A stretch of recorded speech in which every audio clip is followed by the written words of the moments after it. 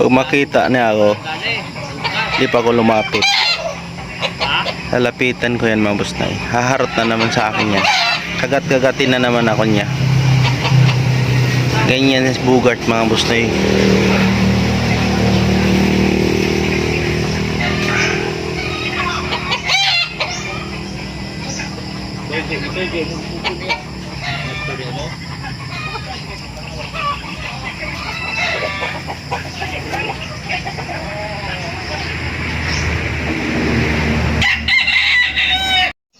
Yan mga busnoy, ito yung si Bogart.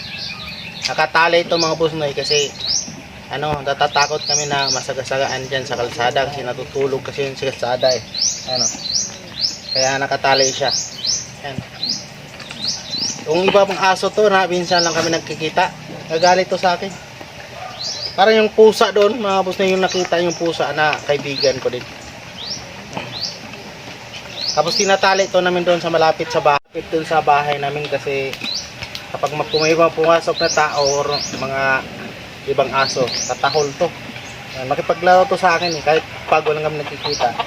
Nung umuwi ako dito, namatay yung tatay ko. Maliit pa to eh. Doon pa to nakatali sa kabila sa mangga.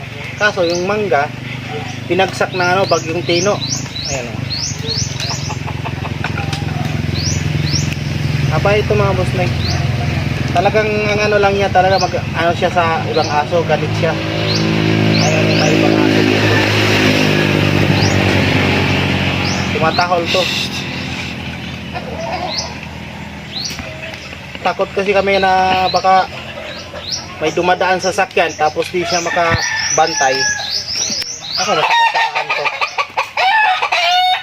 Saka kakaiba ito kasi pag kilala niya yung hindi niya kilala yung chinilas, tinatago yung chinilas, kinakagat. Yung hindi niya naamoy na ito lang sa kanya. Ano ba yan? Naturukan ba to? Ha? Yung mga ha? Yung mga Hindi lagi, pero ngayon nakagat-kagat yung ko. na makigagawa na. Nagkapaglaro lang to. Kaso baka ipaano niya yung ko, yung ngipin niya. Ayun mga busnoy. Yan, ang pangalan to si Bogart. Bogart. Yan, salamat mga busnoy. Bye.